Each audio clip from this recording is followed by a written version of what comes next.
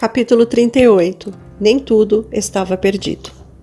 Por meio de seus profetas, Jeremias em Jerusalém, Daniel em Babilônia e Ezequiel junto às margens do Quebar, o Senhor, em misericórdia, revelou com clareza seu eterno propósito.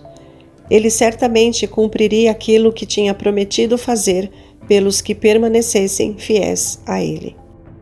No período em que o povo vagueou pelo deserto, o Senhor tomou todas as providências para que seus filhos se lembrassem da sua lei. Depois de se estabelecer em Canaã, o povo deveria repetir as instruções divinas todos os dias em seus lares. Deveriam transformar essas instruções em música. Os sacerdotes deveriam ensiná-las e os governantes deveriam estudá-las diariamente. O Senhor deu a seguinte ordem a Josué a respeito do livro da lei: cumpra fielmente tudo o que nele está escrito. Só então os seus caminhos prosperarão e você será bem-sucedido. Josué capítulo 1, verso 8. Quão diferente teria sido a história de Israel se eles tivessem colocado em prática esse conselho ao longo dos séculos que se seguiram. Foi respeito pela lei de Deus que deu a Israel força durante o reinado de Davi e nos primeiros anos do reinado de Salomão. Foi pela fé na palavra viva que a nação passou por uma reforma nos dias de Elias e Josias. Ao se dedicar para levar o povo a fazer uma reforma, Jeremias apelou para essas mesmas escrituras, a herança mais preciosa de Israel.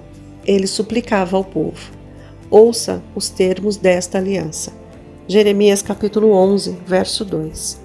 Quando os exércitos dos caldeus vieram pela terceira e última vez para cercar Jerusalém, a esperança fugiu de cada coração. Mas Deus não deixou que os fiéis que ainda restavam na cidade ficassem sem esperança. Mesmo na prisão, sob forte vigilância, Jeremias recebeu novas revelações sobre a boa vontade do céu para perdoar e salvar.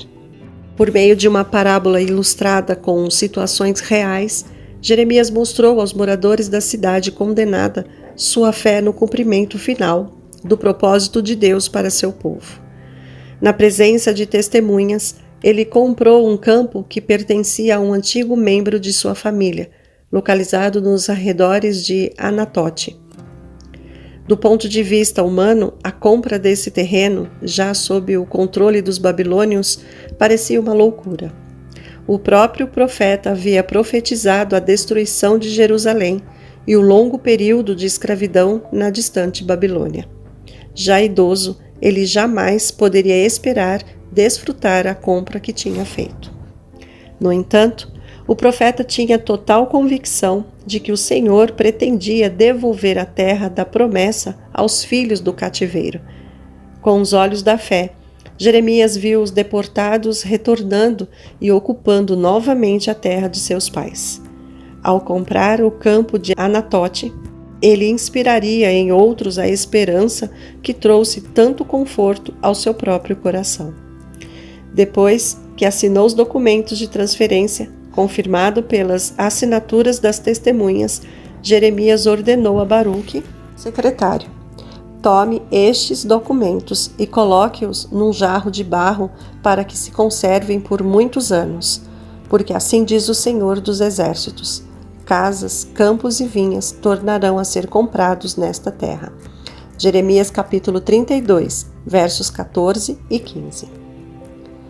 Jeremias é tentado a duvidar. Depois de tomar todas as providências para preservar os registros escritos, a fé de Jeremias foi duramente provada. Teria ele agido com presunção? Teria ele incentivado o povo a nutrir falsas esperanças? Será que as promessas feitas à nação escolhida um dia se cumpririam por completo? Perplexo, o profeta suplicou a Deus para receber mais luz a respeito de seu propósito. Os exércitos de Nabucodonosor estavam para invadir Sião a qualquer instante. Milhares estavam morrendo de fome e doenças. As rampas de cerco do exército inimigo já estavam ultrapassando os muros da cidade. As rampas de cerco são erguidas pelos inimigos para tomarem a cidade. O profeta orou a Deus, e pela guerra, pela fome e pela peste, ela será entregue nas mãos dos babilônios que a atacam. Cumpriu-se aquilo que disseste, como vês. Ainda assim, ó soberano Senhor, tu me mandaste comprar a propriedade e convocar testemunhas do negócio, embora a cidade esteja entregue nas mãos dos babilônios. Deus bondosamente respondeu a essa oração. A palavra do Senhor veio a mim dizendo: nessa hora de provação, eu sou o Senhor, o Deus de toda a humanidade. Há alguma coisa difícil demais para mim? Logo os portões da cidade e os palácios seriam queimados. A destruição estava às portas, e os habitantes de Jerusalém seriam capturados. Porém, o propósito eterno do Senhor ainda se cumpriria. O Senhor declarou a respeito daqueles sobre quem seus castigos estavam caindo. Eu os trarei de volta a este lugar e permitirei que vivam em segurança. Eles serão meu povo e eu serei o seu Deus. Darei a eles um só pensamento e uma só conduta, para que me tenham durante toda a sua vida, para o seu próprio bem e de seus filhos e descendentes. Assim como eu trouxe toda esta grande desgraça sobre este povo, também lhes darei a prosperidade que lhes prometo.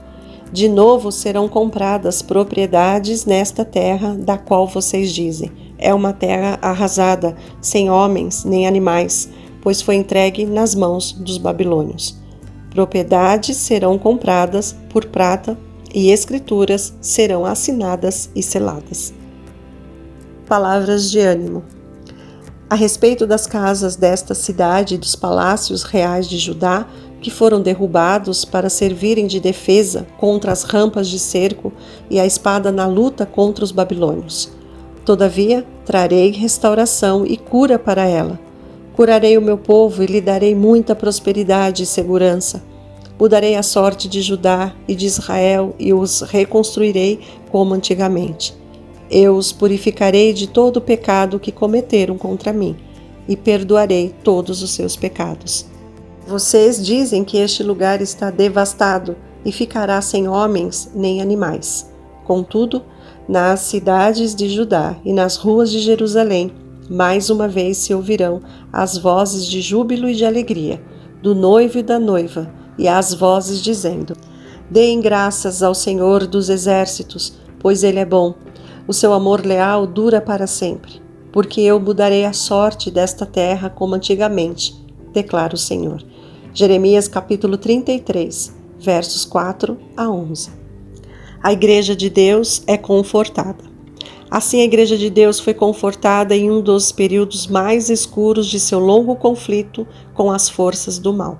Aparentemente, Satanás tinha vencido, mas o Senhor estava no comando dos acontecimentos. Sua mensagem para a igreja foi: porque eu estou com você e o salvarei. Farei cicatrizar o seu ferimento e curarei as suas feridas. Jeremias capítulo 30, versos 11 a 17. No alegre dia da restauração, as tribos do Israel dividido seriam reunidas em um só povo. O Senhor declarou: eu os trarei da terra do norte e os reunirei dos confins da terra. Entre eles estarão o cego e o aleijado. Voltarão com choro, mas eu os conduzirei, porque sou pai para Israel. Jeremias capítulo 31, versos 8 e 9. A nova aliança resolverá o problema da apostasia. Humilhados perante as nações, aqueles que uma vez tinham sido privilegiados pelo céu acima de todos os outros povos da terra, aprenderiam no exílio a lição da obediência. Eu o disciplinarei como você merece, não o deixarei impune. Jeremias capítulo 30, verso 11. No entanto, perante todas as nações da terra, Deus demonstraria seu plano de tirar vitória da aparente derrota, de salvar e não de destruir. Deus deu ao profeta esta mensagem: aquele que dispersou Israel os reunirá, e como pastor vigiará o seu rebanho. Eles virão e cantarão de alegria nos altos de Sião. Serão como um jardim bem regado, e não mais se entristecerão. Transformarei o lamento deles em júbilo, eu lhes darei consolo e alegria em vez de tristeza. Jeremias capítulo 31, versos 10 a 13.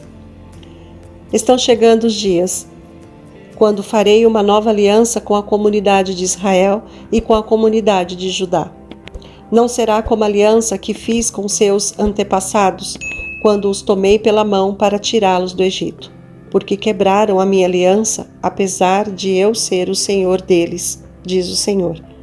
Esta é a aliança que farei com a comunidade de Israel depois daqueles dias, declara o Senhor. Porei a minha lei no íntimo deles e a escreverei nos seus corações. Serei o Deus deles e eles serão o meu povo.